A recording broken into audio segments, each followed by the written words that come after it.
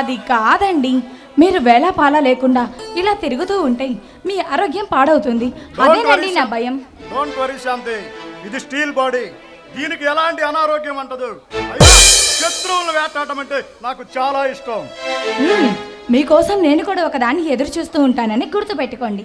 శాంతి, నువ్వు ఎక్కడ ఉండా నా మనసులో ఎప్పుడూ ఉంటావు. ముందున్నాను కాబట్టి ఇలానే మాట్లాడతారు, కానీ ఒక్కసారి గడప దాటి డ్యూటీ అంటూ వెళ్తే మీకు నేను అస్సలు గుర్తుకు రాను. శాంతి, ఒక సిన్సియర్ పోలీస్ ఆఫీసర్ కావాల్సింది తన సుఖం కన్నా డ్యూటీనే ముఖ్యం. అలాగని నిన్నెలా మర్చిపోతాను? నాకు తెలుసండి, నేనంటే మీకు ప్రాణమని. మరి తెలిసి కూడా ఎందుకు సతాయిస్తావు? ఏంటి ఇది మరీ బాగుందండి. నేను మీ కంటికి మరీ అంత గయ్యాలి పిల్లల్లా కనిపిస్తున్నానా? నువ్వు గయ్యారు కాదు డార్లింగ్, నా వగలమారి వయ్యారువి. అబ్బో పర్వాలేదే, హీరో గారు కవిత్వాలు వర్లిస్తున్నారు. అరవిరిసిన అందముతో విరబురిసిన కన్య గులాబీలా నువ్వు నా ముందు కనిపిస్తూ కవ్విస్తూ ఉంటే నా మనసు తీయని కోరికలతో చెలరేగిపోతుంది. ముందు భోజనం చేద్దురు పదండి, ఆ తర్వాత అందం గురించి ఆలోచించుద్దురు. కానీ ఎంత అందం నా ముందు ఉంచుకొని భోజనం మీదకి మనసు ఎలా పోతుంది? ముందు నీ అందాన్ని కొంచెం కొంచెం కొరుకు తింటా, ఆ తరువాత అన్నం గురించి ఆలోచిస్తా. బాబా, మీతో వచ్చింది ఇదేనండి, లేడికి లేచిందే పరుగు అన్నట్టు. మీకు మూడొచ్చినప్పుడల్లా ముద్దు ముచ్చట అంటే ఎలా చెప్పండి? మూడొచ్చినప్పుడు ముద్దు పెట్టుకోవాలి.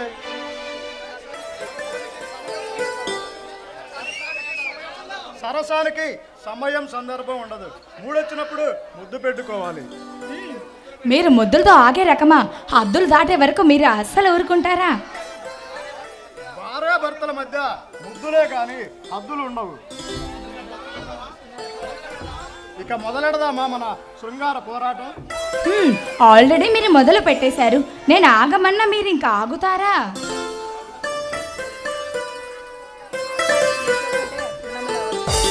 అంటే నిన్ను చూస్తుంటే పున్నమిలా వచ్చిన ఈ పున్నమి వెన్నెల్లా వచ్చిన ఈ రాత్రిలో ఒక ముద్దు ఇవ్వాలనుకుంటున్నా.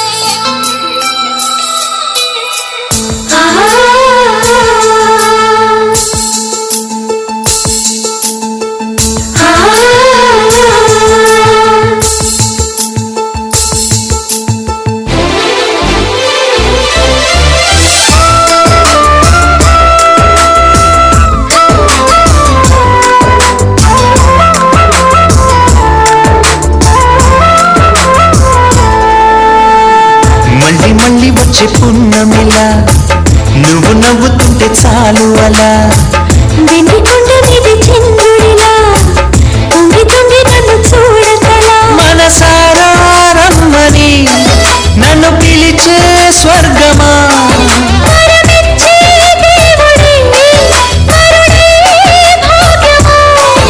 ఇది నిజమా నేస్తమా నువ్వేనా సొంతమా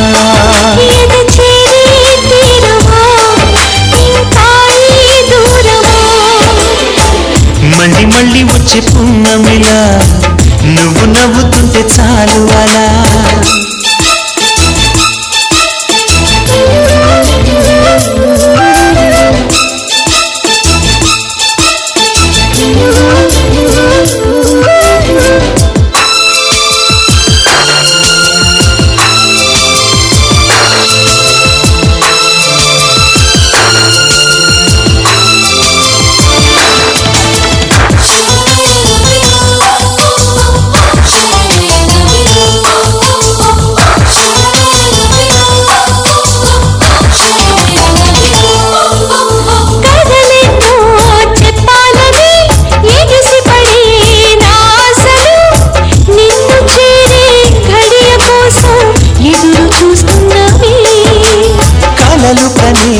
నా కళ్ళతో కలబడుతూ నీ చూపులు విరహమంటే ఏమిటంటూ తెలుసుకోమన్నవి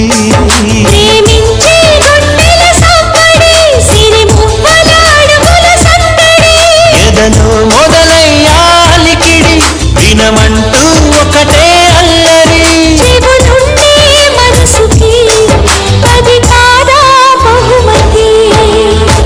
మళ్ళీ మళ్ళీ వచ్చే పున్నమిలా నువ్వు నవ్వుతుంటే చాలు అలా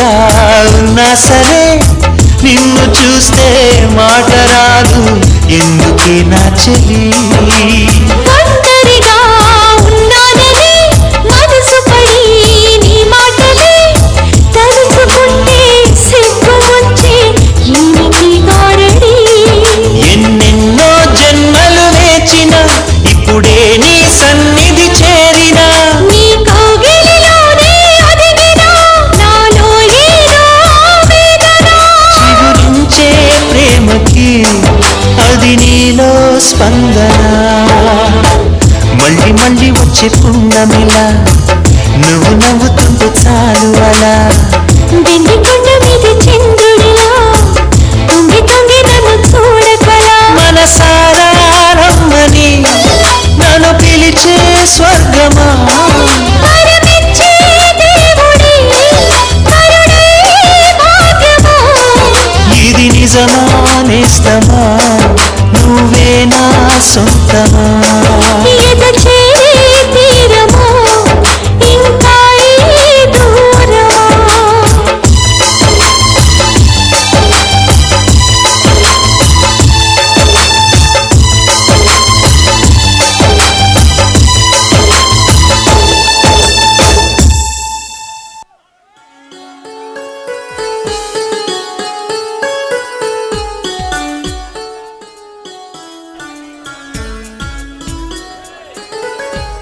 శివండి, ఈ మధ్య మీరు బాగా బిజీగా తిరుగుతున్నారు. కొత్త కేసు ఏమైనా పరిశోధన చేస్తున్నారా ఏంటి? అవును శాంతి, ఈ సమాజానికి హాని చేస్తున్న నేరస్తులను ఆధారాలను సహా పట్టుకొని చట్టానికి అప్పగించాలని అందుకే రాత్రి పగలనకుండా తిరుగుతున్నాను. శివండి, అలాంటి దుర్మార్గులతో మనం చాలా జాగ్రత్తగా ఉండాలండి. డోంట్ వరీ శాంతి, నేనున్నా, నీకు ఎలాంటి భయం లేదు. వాడు ఎంత కరుడు కట్టిన నేరస్తుడైనా వాడిని చట్టానికి అప్పగించాలి. వాడి అంత చూస్తా. ఆ దుర్మార్గులు అంత చూసేంత వరకు నేను నిద్రపోను, వాళ్ళను నిద్రపోనివ్వను. ఇంతకీ ఎవరండి ఆ దుర్మార్గులు? ఈ నగరంలో పేరు పోసిన బడాబాబులు ముగ్గురున్నారు. వాళ్ళు ఈ సమాజానికి మేలు చేస్తున్నామని అటు ప్రజలను ఇటు ప్రభుత్వాన్ని నమ్మించి మోసం చేస్తున్నారు. ప్రజల ప్రాణాలతో చెలగాటమాడుతున్నారు. ప్రజాసేవ చేస్తూనే ప్రజల్ని మోసం చేస్తున్నారా? నిజానికి వాళ్ళు చేసేది ప్రజాసేవ కాదు శాంతి, మనుషులు ప్రాణాలతో ఒక మాఫియా, మందుల మాఫియా ఆ ముసుగులో నకిలీ మందులు తయారు చేసి చలామణి చేస్తున్నారు. చెండి, మందుల మాఫియానా? ఇదేంటో వినడానికే చాలా కొత్తగా ఉంది.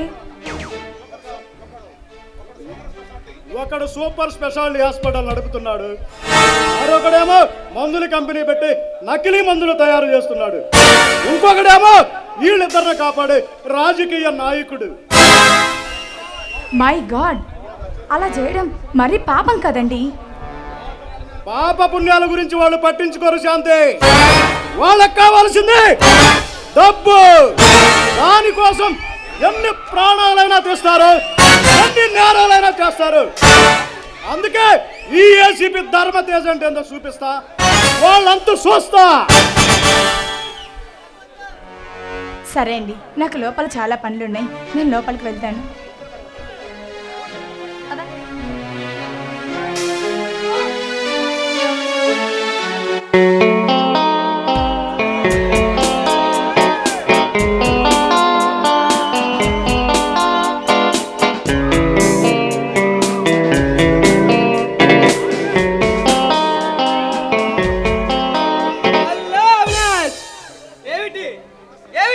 అంత సీరియస్ గా ఆలోచిస్తున్నావు? ముందు ముందు మన వ్యాపారం ఎలా సాగుతుందా లేదా అని ఆలోచిస్తున్నాను.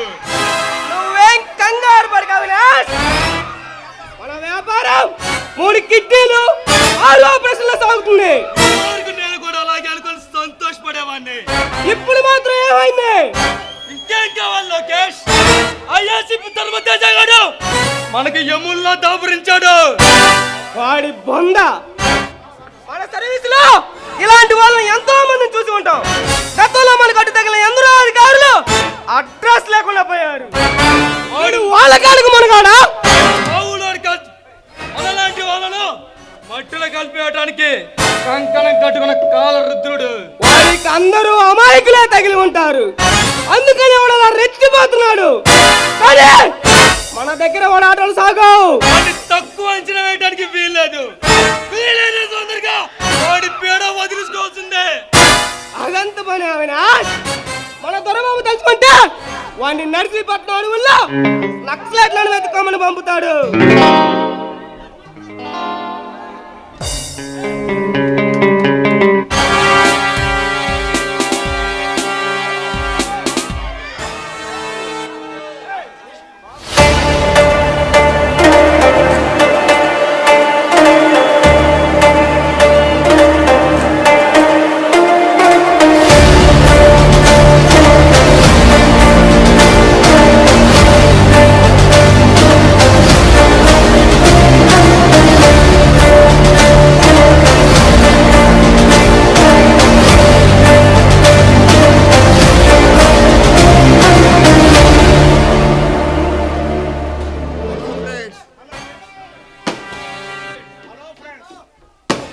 హలో ఫ్రెండ్స్, ఏంట్రా చాలా తీరకంగా ఆలోచిస్తున్నారు?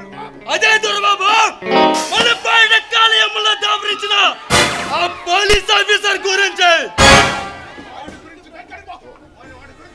వాడి గురించి పెద్దగా ఆలోచించాల్సిన అవసరం ఏముంది? సరిగ్గా ఇదే మాట నేను చెప్పాను. కానీ మన అవినాష్ వాడి గురించి అనవసరంగా భయపడుతున్నాడు. ప్రాణాలు తీసే పామును చూస్తే ఎవరైనా భయపడతారు. అది పెద్ద విషయం కాదు. వాడు మామూలు పాంకా దొరబాబు. మనలాంటి వాళ్ళను మట్టిలో కలిపేయడానికి కంకణం కట్టుకున్న కాల రుద్రుడు. కంగారు పడి అవినాష్, వాడు కాల రుద్రుడైనా వీరభద్రుడైనా